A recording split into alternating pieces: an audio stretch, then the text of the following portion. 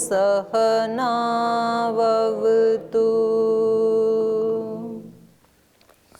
सहनौ भुनक्तु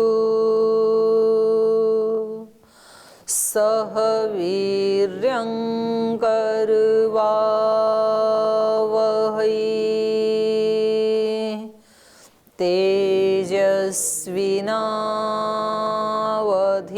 तेजस्विनावधीतमस्तु मा विद्विषावहै। ॐ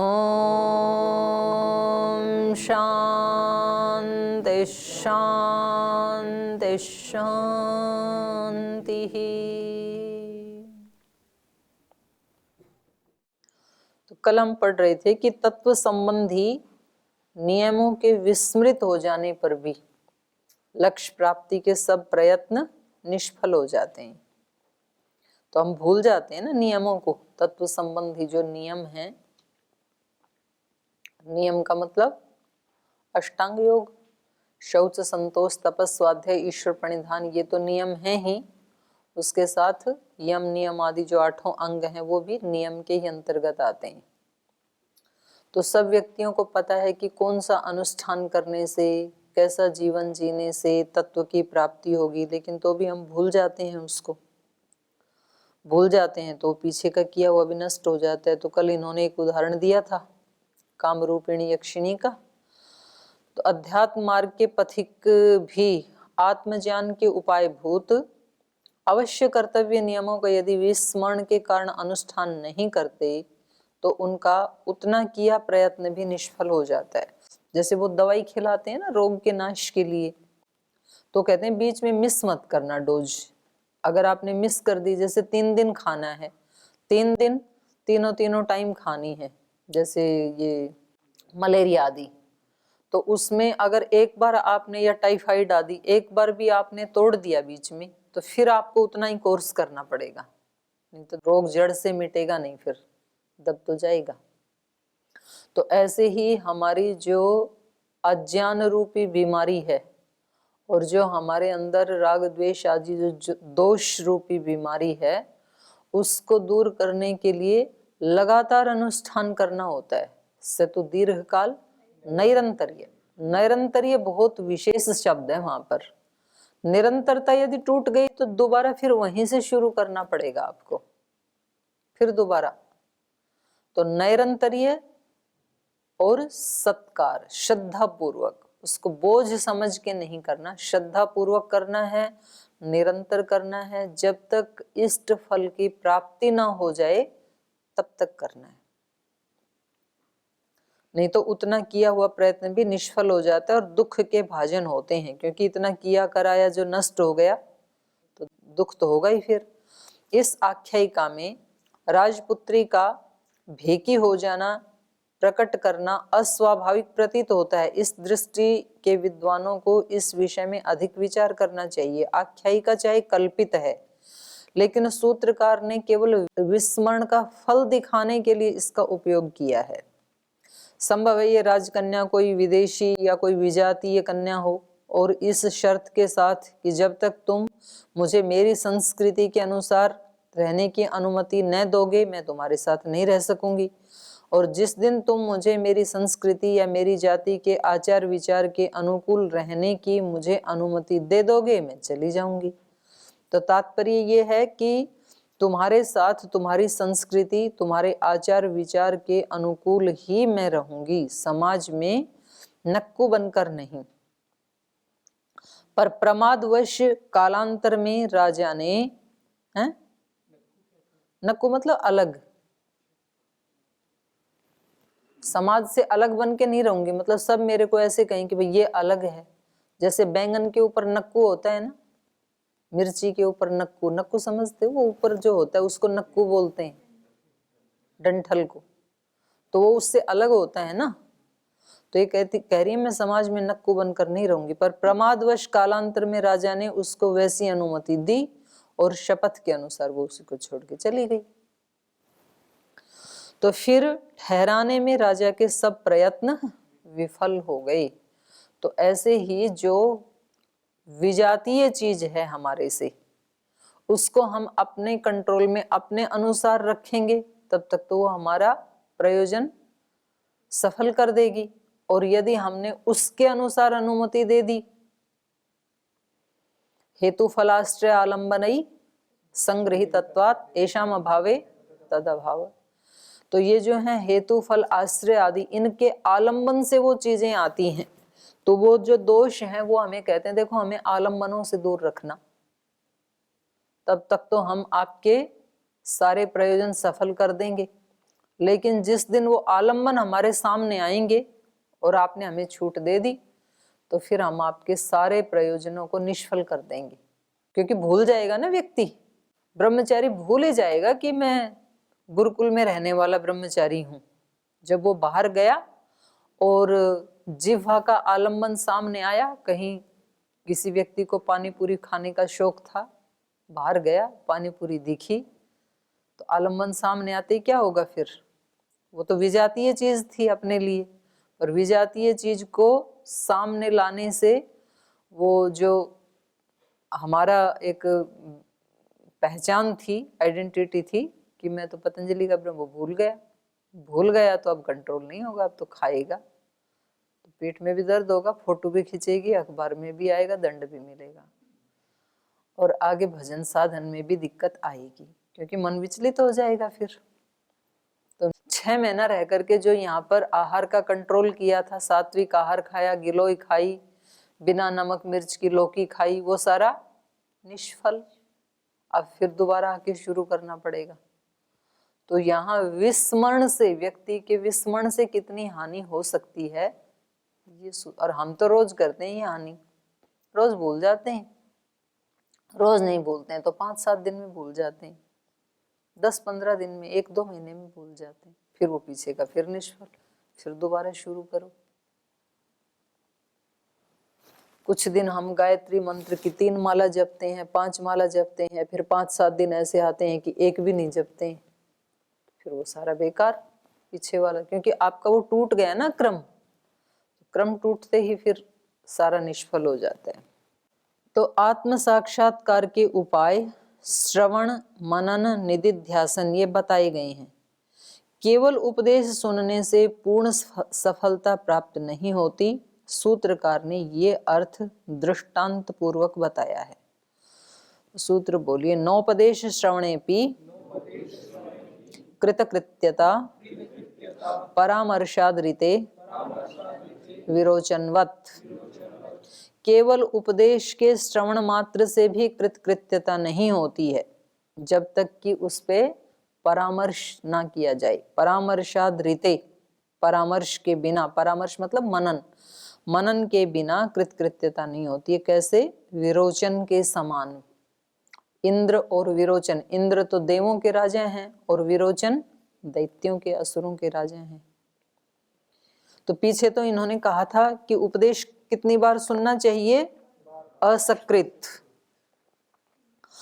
आवृत्ति असकृत उपदेशा, तीसरे सूत्र में कहा था ना। और यहां कह रहे हैं कि केवल सुनने से बात नहीं बनेगी, आप सुनते ही रहो, सुनते ही रहो।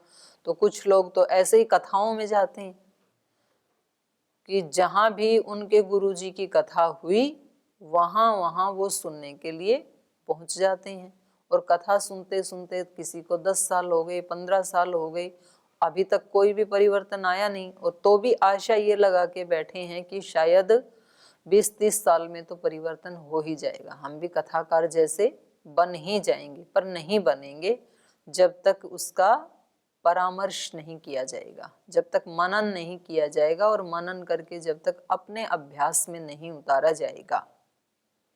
रोज बताते हैं ये बात, सारी चीजें जितना भी पढ़ रहे हैं ये इसका अभ्यास किसको करना है? खुद को करना है, स्वयं को करना है, प्रत्येक व्यक्ति को स्वयं को करना है, सुनने मात्र से नहीं होगा। उपदेश के सुनने पर भी उसका मनन और निधिध्यासन किए बिना कृतकृत्यता, पूर्ण सफलता प्राप्त नहीं होती, विरोचन के समान। तो ये कथा ही है ना छांदोग्य उपनिषद में। तो इंद्र और विरोचन दोनों प्रजापति के पास जाते हैं, तो इन्होंने दी है शायद ये, है ना। बहुत प्राचीन काल की बात है। विचारों और उपासना आदि के आंतरबाह्य अंगों में विभेद आ जाने पर भी देव और असुर दोनों इकट्ठे रहते थे, लेकिन तो भी इनके उसमें भेद आ गया पूजन आदि के तौर तरीके में। वैसे तो देव और असुर सदा इकट्ठे ही रहते हैं, हमारे अंदर भी देव और असुर इकट्ठे ही हैं अभी भी, और सदा इकट्ठे ही रहते हैं, क्योंकि ये एक ही प्रजापति की संतान है, तो दोनों साथ साथ ही रहते हैं। बस देखना ये होता है कि कौन परिभव होके रहेगा और कौन उदार अवस्था में रहेगा। तो जिसका मौका लगे वो उदार अवस्था में आ जाता है। तो ये कह रहे हैं ये कथानक है, ऐतिहासिक विशेषता के आधार पर लिखा। प्रजापति ने कहा कि अपहत पापमा विजर विमृत्यु सत्य संकल्प आत्मा को जानना चाहिए। जो उसे जान लेता है, आत्मा के ये विशेषण हैं। आत्मा कैसा है? अपहत पापमा, माने पाप नष्ट हो गए हैं जिसके सारे, पाप जिसको छू नहीं सकते हैं। विजर, जरावस्था नहीं आती, वो कभी बूढ़ा नहीं होता, शरीर बूढ़ा हो जाता है। सत्य संकल्प, आत्मा के संकल्प हमेशा सत्य होते हैं, तो ऐसी आत्मा को जानना चाहिए, ऐसे प्रजापति ने कहा। और प्रजापति की ये दोनों संतानें हैं, देव और असुर। जो उसे जान लेता है वह सब लोक और सब कामनाओं को प्राप्त कर लेता है। देव और असुर दोनों ने प्रजापति के इस कथन को सुना, समझा और जानने के लिए सलाह की। देवों ने अपना प्रतिनिधि इंद्र को बनाया और असुरों ने अपना प्रतिनिधि विरोचन को बनाया। दोनों ने कहा कि प्रजापति के पास जाओ और आत्म विषयक ज्ञान प्राप्त करके आओ। विरोचन और इंद्र प्रजापति के पास जा पहुंचे। नियम के अनुसार शिष्य बनकर उन्होंने प्रजापति के सम्मुख अपनी जिज्ञासा प्रकट की। प्रजापति ने कहा, चक्षु में, जलों में और आदर्श मतलब शीशे में जो दिखता है वही आत्मा है। कोई एक व्यक्ति दूसरे व्यक्ति की आंख में देखेगा तो उसको अपना ही प्रतिबिंब दिखाई देता है ना, ये काले वाले इसमें। और जो जल में देखें तो भी अपना प्रतिबिंब दिखता है, और शीशे में देखें तो भी प्रतिबिंब। बोलो वो इन तीनों में जो दिखता है वही आत्मा है, ऐसे कह दिया प्रजापति ने। तुम एक काम करो, पानी भरकर कटोरे लाओ और अपने सामने रखकर देखो, और फिर आत्मा के विषय में जो नहीं समझते हो तो फिर मुझे बताओ। तो दोनों ने ऐसे ही किया।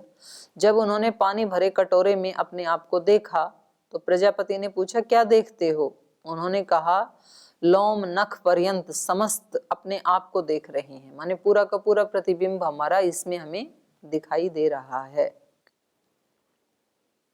प्रजापति ने फिर उन दोनों को कहा, अच्छी तरह सज धज कर, अच्छे सुंदर वस्त्र पहनकर, परिष्कृत होकर कटोरे में पुनः अपने आप को देखो। उन्होंने वैसा ही किया। प्रजापति ने कहा, अब क्या देखते हो? उन्होंने कहा, भगवान हम दोनों उसी तरह समस्त अपने आप को सजा धजा सुंदर वस्त्र पहने परिष्कृत देख रहे हैं। प्रजापति ने कहा, बस यही आत्मा है, यही अमृत है, यही अभय है, ये महान है। और वो दोनों शांत हृदय होकर वापस चले गए। आत्मा का पता लग गया। ठीक है जी। विरोचन ने प्रजापति से जो कुछ सुना उस पर मनन या निधिध्यासन न करके असुरों के मध्य में जाकर उसी उपनिषद का वर्णन कर दिया। उसने कहा कि इस आत्मा की पूजा करनी चाहिए, इसी की परिचर्या करनी चाहिए। कौन सी की? जो शरीर का प्रतिबिंब दिख रहा था। तो मतलब शरीर को अच्छा खिलाओ पिलाओ, अच्छा पहनाओ, सुख दो। तो जो शरीर की पूजा में लगे रहते हैं, जब मन करे तब सो जाते हैं, सोने से किसको सुख मिलेगा? शरीर को। अच्छा खाना खाने से किसको सुख मिलेगा? शरीर को। अच्छे कपड़े पहनने से किसको सुख मिलेगा? शरीर को। तो हम सारे के सारे काम यदि शरीर के सुख के लिए करते हैं तो हम कौन सी श्रेणी में आ गए? आप ही देख लो। ये विरोचन समझ के गया था आत्मा का ये अर्थ। तो इन्होंने जाकर के उन सब को कहा कि मैं पूछ आया हूं, आत्मा का जो राज था, रहस्य था, वो मैंने गुरुदेव से जान लिया और अब मैं आप सबको बताऊंगा। तो असुरों में जाके उसी का प्रचार कर दिया। तो इसी आत्मा की पूजा करनी चाहिए, इसी की परिचर्या मतलब सेवा करनी चाहिए, इसी से इहलोक परलोक दोनों की प्राप्ति हो जाती है। असुरों ने आधि भौतिक देह को आत्मा समझा और उसी आधार पर भौतिक पूजा का प्रचलन हो गया। तो भौतिक पदार्थों की पूजा का मतलब है आसुरी पूजा। उपनिषद के इस प्रसंग में लिखा है कि इसी कारण असुर मृत देह को सुंदर भोजन, वस्त्र और अलंकार आदि से परिष्कृत व संस्कृत करके सुरक्षित रखते हैं। मृत देह का मतलब शरीर हमेशा शव ही है। ये आत्मा के कारण शिव दिखाई देता है, आत्मा निकल जाए तो शव दिखाई देता है। तो पहले भी शव ही है, अभी भी शव ही है।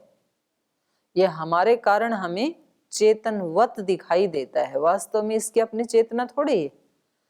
हम आत्माओं की चेतना के कारण ये चेतनवत दिखाई देता है, पर वास्तव में तो शव ही है, जड़ ही है। तो इसलिए इन्होंने कहा कि ये मृत देह है।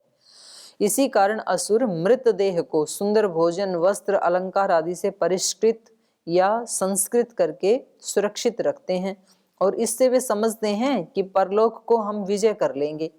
ऐसा करने से मृत्यु के बाद भी उनको समस्त ऐहिक भोगों की प्राप्ति होती रहेगी। और कुछ लोग तो इतने नादान हैं कि जब व्यक्ति मर जाता है तो उसके पास भी खाने पीने की, वस्त्र आदि वो सब सामग्री रखते हैं कि भाई यहाँ से लेके जाए तो ये वहाँ खाता रहेगा। स्मशान में बैठा है ना, मतलब जो भी उनका उसको कहते हैं उस स्थान को, तो उसके पास रख देते हैं। अगर उस व्यक्ति को नमकीन बिस्किट खाने की आदत थी तो अब की बार ब्रांडेड बिस्किट रखते हैं उसके पास कि चलो भाई जीते जी तो मिले नहीं बेचारे को, अब रख देते हैं पतंजलि वाले हैं। कौवे ना नीचे दबाते हैं, मिट्टी के नीचे, और उसके पहनने के लिए वस्त्र, तेल, साबुन, कंघा, शीशा सब रखते हैं कि वो यूज करता रहेगा। तो मतलब वो अभी भी शरीर की पूजा ही कर रहे हैं, जीते जी तो की सो की ही, तो अभी भी ये अपने बच्चों को और दिखाते हैं, फिर तो उनके ऊपर भी वही संस्कार बनेंगे। उस आधार पर ऐसी आसुर उपासना और प्रवृत्तियों के प्रतीक मिस्र के पिरामिड उपलब्ध होते हैं। मिस्र देश में रखते हैं ना ये पिरामिड। देव समाज से अलग होकर देवों के बड़े भाई असुर देवलोक से पश्चिम की ओर चल पड़े। देव समाज से अलग होकर देवों के जो बड़े भाई हैं, देव छोटे हैं, असुर बड़े हैं। असुरों के जो बड़े भाई हैं वो देवलोक को छोड़ दिया उन्होंने। क्यों? क्योंकि आत्मा का रहस्य पता लग गया, तो अब देवों के साथ क्या रहना। तो जो कैलाश मानस के प्रदेश के इधर उधर बहुत दूर तक फैला हुआ माना जाता है, उस पश्चिम की ओर चल पड़े, जिन्होंने कालांतर में मिस्र प्रदेश में पहुंचकर अपने उपनिवेश बसाए। माने जो ये विरोचन के अंडर में जो शिष्यगण थे वो उधर पहुंच गए मिस्र देश में, जहां उनके संस्कृति के प्रधान चिन्ह पिरामिड आज भी वर्तमान हैं। उनमें राजाओं के मृत देह ममीज के रूप में आज भी सुरक्षित रखे हैं और उनके साथ समस्त भोग, संसार, भोजन, वस्त्र, अलंकार आदि जीवन काल के समान सुरक्षित कर दिए गए हैं, रख देते हैं सच में वहां। तो पिरामिडों की सुरक्षित सामग्री और उपनिषद की का आसुरी संस्कृति विषयक वर्णन आश्चर्यजनक समानता रखते हैं। माने जैसा उपनिषद बता रहा है वैसा वहां देखने को मिलता है। अब विरोचन की कथा आसुरी संस्कृति का सुस्पष्ट और सुव्यवस्थित प्रतीक है।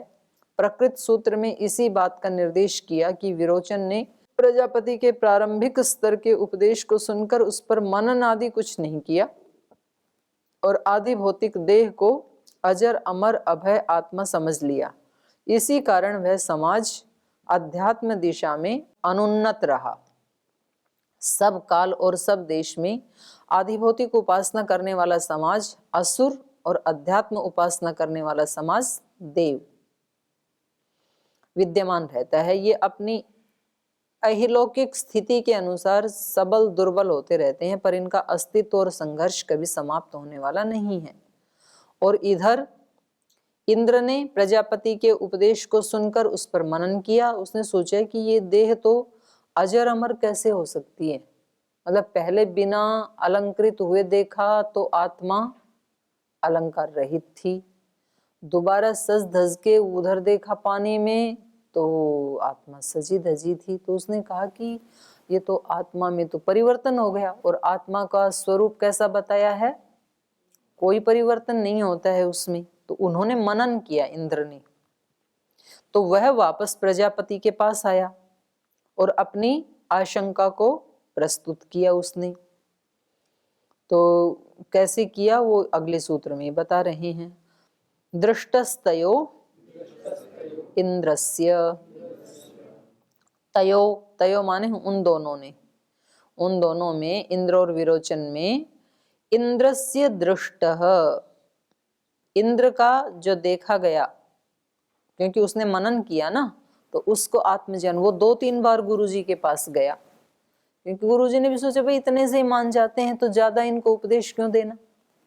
जो आदमी संतुष्ट है शरीर से ही तो उसको क्यों ज्यादा अष्टांग योग का भाषण देना। ठीक है, माँ भी बच्चे को जब तक वो झुंझुना बजा के खेलता है तो दूध पिलाती नहीं, इसको भूख है ही नहीं अभी, ठीक, उसके हाथ में दे देती है।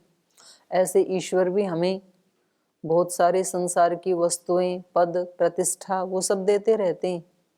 भगवान को लगता है कि इनको मेरी आवश्यकता तो है नहीं, किसी को पद की आवश्यकता है, किसी को प्रतिष्ठा की आवश्यकता है, किसी को धन की आवश्यकता है, किसी को प्रसिद्धि की आवश्यकता है, किसी को एक सुरक्षित स्थान की आवश्यकता है, और वहां इनको पहुंचा ही दिया, बस अब इनको क्या देना। पर जो व्यक्ति उसको फेंक देता है, फेंकना नहीं चाहिए ये सब, मुझे तो आप ही चाहिए। जब बच्चा सारे खिलौने फेंक देता है, झुंझुना भी फेंक देता है, जो जो भी माँ ने लाया उसके पास सब फेंक देता है, तब माँ क्या करती है, तब उसको गोद में उठा के अमृतपान करवाती है, फिर तो उठाना ही पड़ेगा माँ को। तो ऐसे ही साधक के हमारे जीवन में ये इतने सारे जो प्रलोभन आते हैं तो वो हमारी दृढ़ता को देखने के लिए ही आते हैं कि कितनी हमारे अंदर उसके प्रति अभिप्सा है, कितनी दृढ़ता है। नहीं तो आदमी थोड़ी सी उस प्रलोभन से फिसल जाता है, फिर जो भी उसमें वीकनेस है। देख कौन पाता है, जो इंद्र बनता है, जो उस पर चिंतन मनन करता है कि जिसके लिए मैं प्रलोभन में फंस रहा हूं, क्या ये सदा मेरे पास रहेंगे क्या, और ये व्यक्ति और ये वस्तुएं जब सदा मेरे पास रहने वाली नहीं हैं तो इनके लिए मैं अपना टाइम वेस्ट क्यों करूं, मैं उस शाश्वत के लिए अभिप्सा क्यों ना करूं।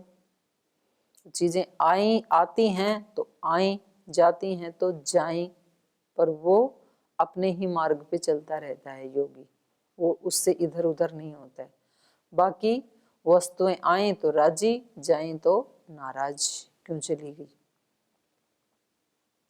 उन दोनों विरोचन इंद्र में इंद्र का कृतकृत्य भाव अथवा आत्म साक्षात्कार या आत्मबोध देखा गया।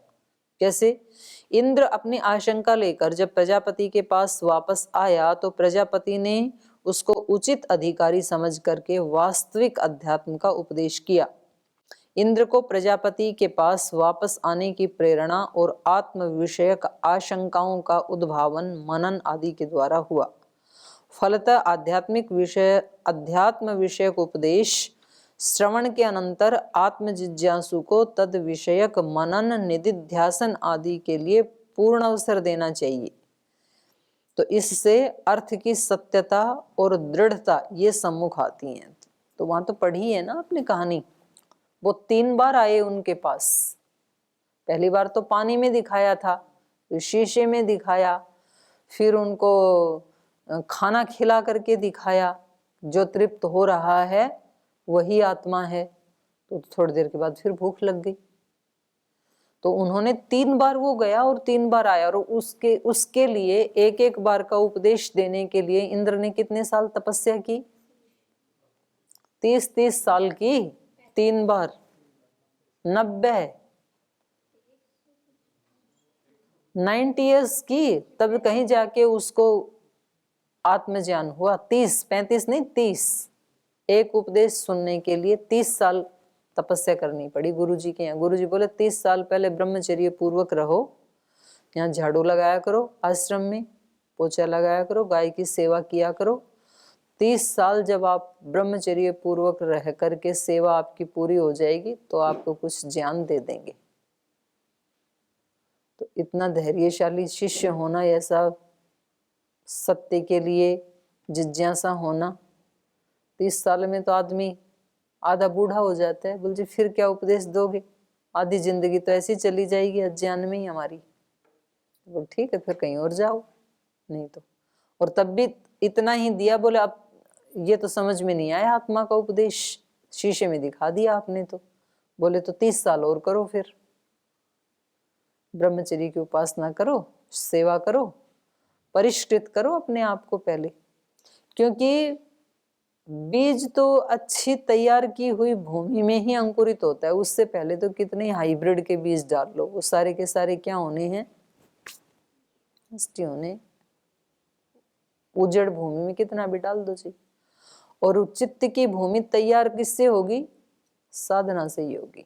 ब्रह्मचर्य, साधना, ध्यान, उपासना। तो पहले तो गुरु खुद अपने सानिध्य में ऐसा ही करवाते थे, वो उससे पहले नहीं देते थे इतने बड़े उपदेश। तो साधना करो बस, केवल आप सेवा करो, साधना करो। और फिर वो पात्र बन जाते थे, तब उनको एक शब्द भी बोला ना, उसी से उनको ज्ञान हो जाता था। एक शब्द सम्यक ज्ञातः सुप्रयुक्तः स्वर्गे लोके इष्ट काम दुख भवति। महाभाष्य का वचन है ना, एक शब्द पर्याप्त है फिर। और नहीं जाना तो रोजाना कितने भी ज्यादा पढ़ते हैं, फिर वैसे ही चले जाते हैं। तो इंद्र ने उसके लिए तपस्या की 90 वर्ष। आप कहोगे जी तब तक तो जीवन ही बीत गया, 100 साल तो उम्र ही होती है सारी। तो अच्छा है ना, सार्थक हो गया ना जीवन। पता नहीं हमने तो ऐसे 100 करके कितने सारे वेस्ट कर दिए, और उसने तो 90 साल तपस्या की। तो भी ये सौदा बहुत सस्ता है। अगर 90 साल में किसी को आत्म साक्षात्कार हो जाए और आवागमन से पीछा छूट जाए, तो ये जीवन तो सार्थक हो गया, फिर सारी तपस्या तो सफल हो गई। तो इसमें टाइम नहीं देखना चाहिए व्यक्ति को कभी भी, और ज्यादा टाइम होने पर हताश निराश नहीं होना चाहिए, मैदान छोड़ के नहीं भागना चाहिए कि जी इतने साल लगा दिए, मिला तो कुछ नहीं, तो और लगाओ। जब तक ना मिले तब तक लगे ही रहो। जिसको जमीन में से पानी निकालना है, वो नीचे खोदते खोदते खोदते, बल जब तो पत्थर आ गए, पहाड़ आ गया, तो पानी मिलने का कोई चांस ही नहीं है। तो फिर कोई बताते नहीं, पहाड़ को भी काटने की मशीन लेके आओ, ड्रिल मशीन लाओ। हो सकता है कि पहाड़ ने ही पानी को ढक रखा हो, और वो जैसे उसको ड्रिल करके पहाड़ को काटा तो पता लगा कि नीचे तो अनंत पानी है, पानी पानी आ गया। पर वहां छोड़ देते तो फिर बेकार, इतना खोदना भी निष्फल था फिर तो। यदि हम 2 4 5 साल ये अभ्यास करके फिर छोड़ देते हैं, हम किसी सेवा में लग जाते हैं। सेवा तो करो, पर सेवा के साथ साथ अपनी व्यक्तिगत साधना को कभी ना छोड़े व्यक्ति। इसलिए महर्षि दयानंद ने भी कहा कि कम से कम 2 घंटे ध्यान उपासना हर व्यक्ति को, सामान्य से सामान्य व्यक्ति को भी जरूर करना चाहिए। उसको कभी नहीं छोड़ना चाहिए, कैसी भी परिस्थिति में। नहीं तो आपने कुछ थोड़ा बहुत किया होगा, वो भी सारा निष्फल।